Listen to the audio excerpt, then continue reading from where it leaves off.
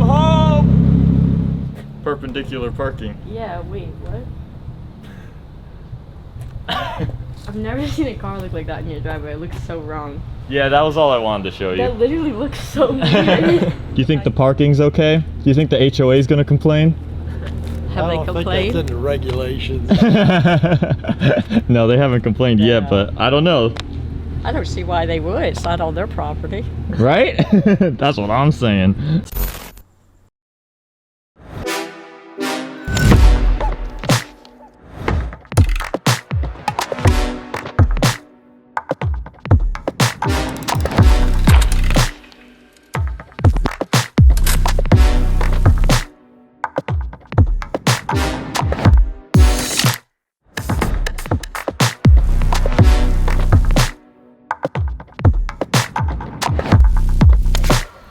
Well, ladies and gentlemen, this is safe to say a dream come true. Now, obviously all of this is a dream that will never feel like reality, but the fact that we have by far the most diverse lineup that I would say we've ever had, and clearly I've been pushing out my passion for embracing automotive unity and getting a taste of each different car genre here and there. This is clearly the epitome of that. We now have the American muscle, we got the Euro / exotic, we got the JDM, we got the track car, and then we got the truck. There's like a lot of things in here right now that I never thought that I would have, even like a year ago, which isn't that long at all. Like this, never thought. Truck, probably never thought. A multicolored car, nah. But here we are. And this is what the setup is like. I'm gonna start out with car updates because recently some of these cars have been breaking, or I've been breaking them, so let me walk you through. So about a month ago, took the S14 to a meet, literally like took it out like once in a blue moon, and of course the one time I take it out, it decided to just not want to start on me at the meet, so I had to get it towed home. It was some wiring issue, but we got that fixed. So basically what happened was you had a whole like junction right here that basically was melting. Oh. So we put just a power stud in, you know, took it apart, cleaned it up, got it going, so you're good for now. Yeah, so see it's starting to melt all in there. Yeah. And so, yeah, that was why it wouldn't start, because it had no contact. It was electrical, they call it electrical fretting. Mm-hmm. And basically it's like it's touching, but it's not. And so you'll have intermittent power issues and loss. Then there's this thing. Didn't think I was breaking this car this month, but I accidentally backed into him. Wasn't my fault.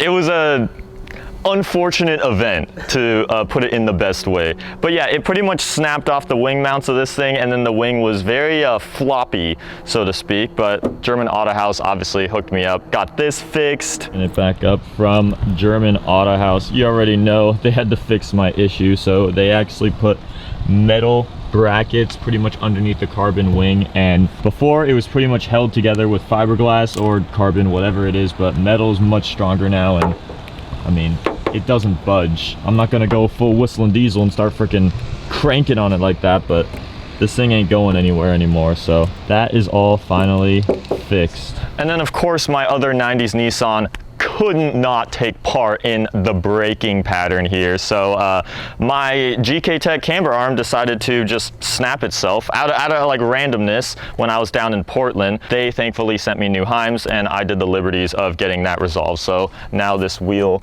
is not mega stance, camber gang, whatever you want to call it. It's pretty much, it was a Heim, which is a part of the camber arm that pretty much snapped. Here's split off portion, and there's the other side of it. So that's done for, and luckily, because that's the only part that snapped, we actually can still use the rest of this arm.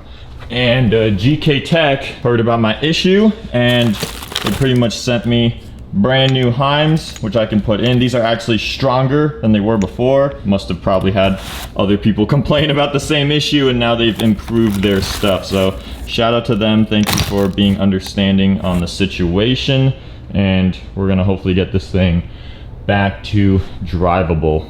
But now let me walk you through and kind of give you an update on everything, on where everything is at. Well, first of all, since the last time I think I did one of these, we've lost 2 white cars. The Focus RS, the first car, rest in peace. That thing is local, and it's actually been getting kind of souped up here and there. Here's a little photo of what it looks like now for those of you who care. I find it cool, like no matter what mods they put on it, as long as you absolutely don't like hideously destroy it.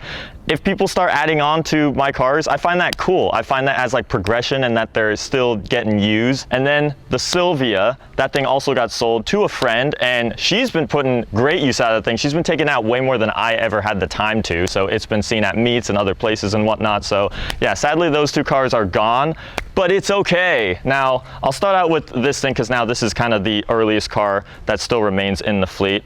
This car is not really probably going to get touched that much more here on out. Still going to perfect little things. There is a either water pump or alternator belt squeak noise that kind of started up, so I got to now troubleshoot that, but nothing crazy major. And then from here on out, it's probably just little bits and bobs here and there because this is by far my favorite look it's ever had. It's got the full fresh repaint ever since the wrap peeled off some of the previous paint.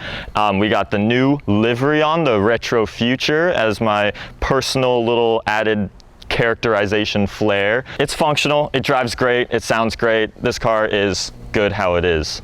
This car, this freaking little goofy thing, I will show you actually the latest update that you guys haven't seen. I don't even know if you'll be able to see it because it's so bright right now. We have lights. Is it even visible? Yeah, no, you can see it. That is all set and prepped for Monterey Car Week. That's next on the UltraMotive channel vlog agenda. So that's gonna be a week of fun. And I actually kind of had thoughts on possibly selling it and maybe upgrading, but I think I'm gonna keep it for a whole nother season's year's worth and maybe think about adding in some aspiration or some power, if you will, as the people really want. So that could be something to look forward to this winter or in the long-term future with this thing. Moving on next, this is the latest pickup, and I don't care what people say. Some people can say like, Jack, how dare you sell the beautiful S13 for Camaro? I find that statement a complete joke. I pretty much sold a 90s Sheep box.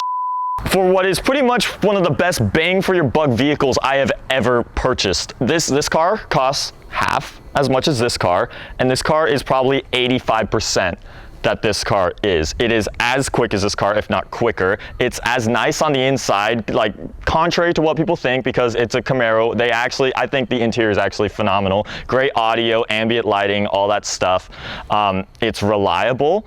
And it looks insane. It's got these insane, this is all factory canards and carbon aero and whatnot. So this thing is probably like the best, if I'm gonna be upfront, $70,000 that I've ever spent on a car. My plans for it, we already have an intake coming on the way, so that's going to unlock some supercharger wine, so that'll be the first mod that we'll really do onto it.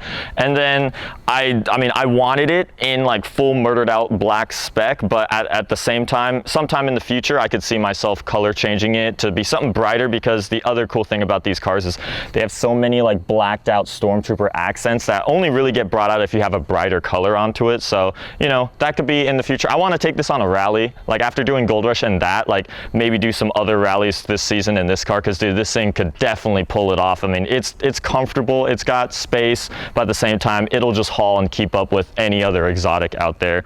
So I love this thing. I did not expect to love it as much as I have, and so far a lot of my other friends too have grown to extremely like it and say it's one of the best purchases I've ever made. So some people may question it, but you know what, you just gotta own it to kind of know. What can I say? Now this one is interesting. I don't have any crazy big plans with it, but I also don't have anything like I really want to change. Like I want to continue to run the cotton candy theme and the livery, but it's just kind of on me. Like I just got to get myself back out there on track. There's definitely a lot of just little things, maintenance and performance wise. A retune for one, definitely alignment, new coil packs, just a lot of these things that, you know, the problem with having multiple vehicles is that you actually don't have enough time to spend perfecting each one. So therefore some of them just kind of get left out here and there. So yeah, it's really up to me to kind of bring this thing back to life. And still, hit me up if anyone knows of an S14 Koki bumper, because I'm still, I mean, it needs it.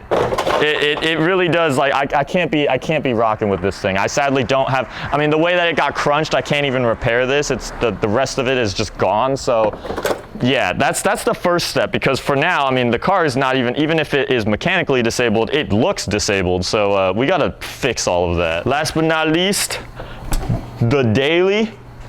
And no, this thing's not getting touched any further from here. This thing's perfect. This is my daily driver, as awful gas mileage as it gets and as much as it hurts my wallet. It's literally just the best thing I want to hop into if I'm just not feeling it, like I want to shift gears or deal with a clutch or anything like that. It's just, you sit high up, you're in a nice like hotel room, and then it also, I could haul my cars around and it could get air.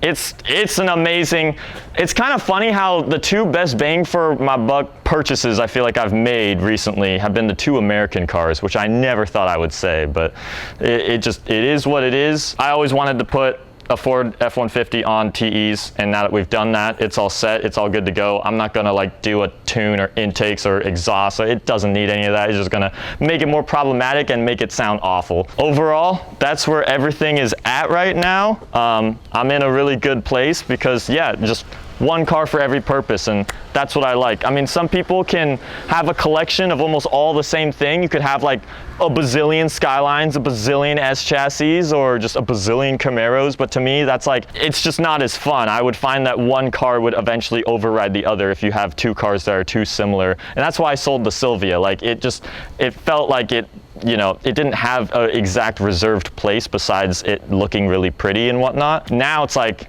it's going to be hard to at least get rid of any of these because they're all so diverse and they all have their own place. So therefore, yeah, they all have a lot of purpose. Let me know in the comments down below, what is your favorite out of the 5? And on that note, Mine's that one. Oh yeah, I mean, it checks off the Honda box that technically is not mine, but you know, everyone has a special place for a Honda, so I guess, you know, that serves that purpose there. So we really do have everything. What can I say?